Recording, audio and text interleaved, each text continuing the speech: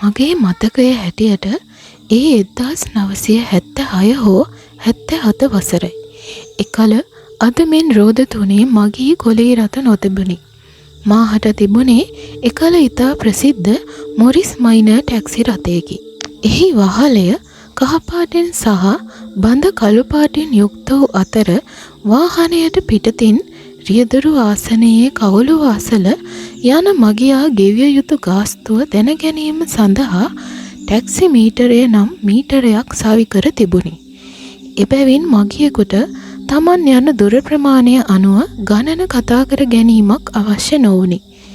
එක් දිනක් මම මිතුරෙකුගේ පියාගේ අවමංගල්‍ය කටයුත්තකට සහභාගී වීම සඳහා නාවල තිබූ ඔහුගේ නිවසට ගොස් නැවත නිවසට එන විට මධ්‍යම රාත්‍රියට ආසන්න වෙමුන් තිබුණි.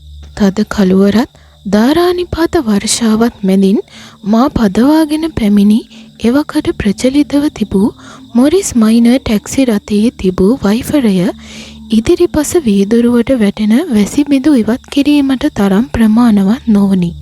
අනෝරා වැස්සත් වරින් වර මහා හඬ දෙමින් පුපුරන අකුණු හඬත් අතරින් නාරා හේන් පිට පසු කරමින් අසීරුවෙන් රථය බොරැල්ල දෙසට පදවාගෙන එන අතරතුර මෝටර් රථ ලියාපදිංචි කිරීමේ දෙපාර්තමේන්තුව පසු කර මද තුරක් පැමිණියා පමණි.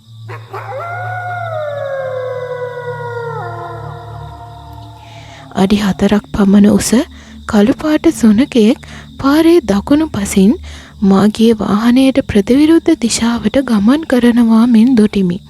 තද වැස්සත් මාගේ රථයේ ඇති විදුලි එළියනොත් දුටු එම සුනකයා නැවත මා මද දුරක් යද්දී එම පසින්ම යමකට බිය වී නැවත හැරී දුවන්නාසේ මාගේ වාහනය පසු කර විදුලි වේගයෙන් ඉදිරියට දුව ගොස් මීටර් 10ක් පමණ ඉදිරියෙන් පාරේ වම් පසට මාරු වෙන අන්දම මද විදුලි එළියෙන් දැකගත හැකි විය. අහසින් වරින් වර විහිදුවන විදුලි එළියත් හෙන හඬත් සමගින් ඉදිරියට ඇදුණු මාහට බොරැල්ල කනත්තේ පටන් ගැනුමට තවත් තිබුණේ මීටර් 10ක් හෝ 15ක් පමණ වන්නට ඇත. කළු කපායක් පැළඳි හිසටත් කළු තොප්පියක් පැළඳ සිටි වයසක පෙනුමක් සහිත මහතෙක් මගේ කොළේ රථයේ එන පසම සිට ඔහුට යම් උපකාරයක් ඉල්ලීමක් කරන බව දොර තියාම දැක ගැනීමට හැකි විය.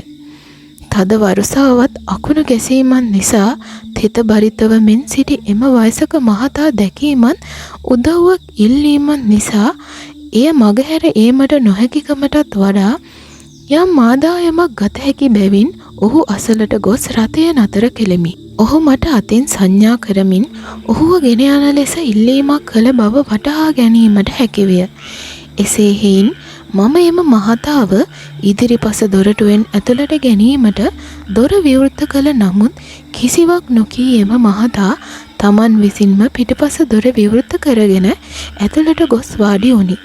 යාමට අවශ්‍ය කොහාටදයි ඇසූ විට මුඛය අතින් වසා තමන් ගොළු බවක් හඟවමින් ඉදිරියට යන ලෙස පෙන්වූ බැවින් මම රථය ඉදිරියට ගෙන යන ලදී. කිසිම කතා බහක් නොමැතිව දෙපතුල සිට හිස දක්වා වසාගෙන යන මේ වයසක තැනැත්තා දෙස කිහිප වරක් මා පිටුපස කණ්ණාඩියෙන් බැලූ නමුත් කිසිවක් නොකර බලා සිටි වනම සිටි ඒ තැනැත්තා කනත්ත ඉදිරියට පැමිණි පසු මාගේ පිටට තට්ටු කරනවා මෙන් දැනුණු බැවින් නැවත පිටුපස බලන විට අතින්ම සංඥා කරමින් කාසල් රෝහල පැත්තට යනමෙන් දැනුම් දුනි. එබැවින් එහි තිබූ වටරවුමෙන් හැරී එම දෙසට රිය ධාවනය කළෙමි. එම පාරේ දකුණු පසින් නැති බොරැල්ල කනත්තේ තාප්පය පසු කිරීමට තවත් තිබුණේ මීටර් 60ක් හෝ 70ක් පමණි. මා නිකමට මෙන් පිටුපස බලන විට එම සීට් එකේ ඔහුටම තුරුළු වී සිටින මා දුටු පාරේ දුවමින් සිටි සුනකයා මෙන්ම සුනකෙක් සිටින බව දුටිමි. එම මහතා සමග එම සොනකයා නොසිටි බව දත් මට සිතෙහි තිගස්මක් ඇති වුවත් ඒ අවස්ථාවේ තිබූ අඳුරත් වර්ෂාවත් නිසා මා එය නොදුටු බව සිතා ඉදිරියටම රිය පදවන්නට විය. එසේ යන අතර පිටුපසින් පැමිණි කෙඳිරිලි හඬක් මෙන් හඬක් නිසා නැවතත් පිටුපස බලන විට මා දුටුවේ එම සුනඛයාගේ මුවෙන් තද රතු පාට ලේ වැగిරෙමින් කළුවන් කළු වැස්සා හිතව මා මුලින් සඳහන් කළ මහතාගේ ගෙල තදින් විකාගෙන මා දෙසද රෞද්‍ර ලෙස බලා සිටින අයුරුයි.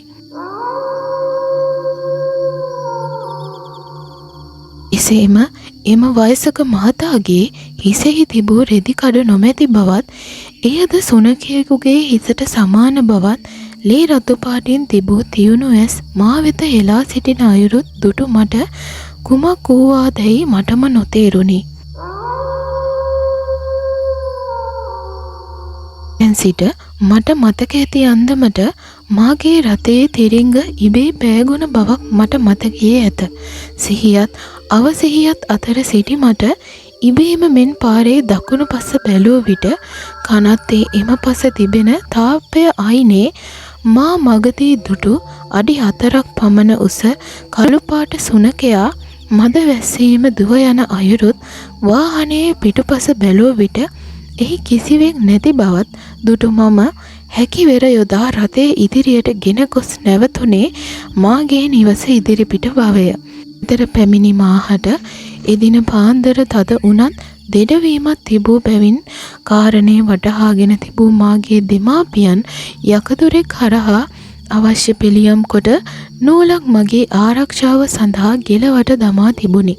එදා මාගේ රථයට ගොඩ වී ඇත්තේ මහසෝනාගේ පිල්ලිය බව පසු කලෙක මා දැනගන්නා ලදී. කෙසේ වුවත් අද වන විටද මට බොරැල්ල කනත්ත ඉදිරියෙන් රාත්‍රී කාලයේ පමණක් නොව දහවල් කාලයේදී හෝ යන්නේ නම් මුවින් නොදැනුවත්වම ඉතිබිසෝ ගාථාව මිමිනෙයි.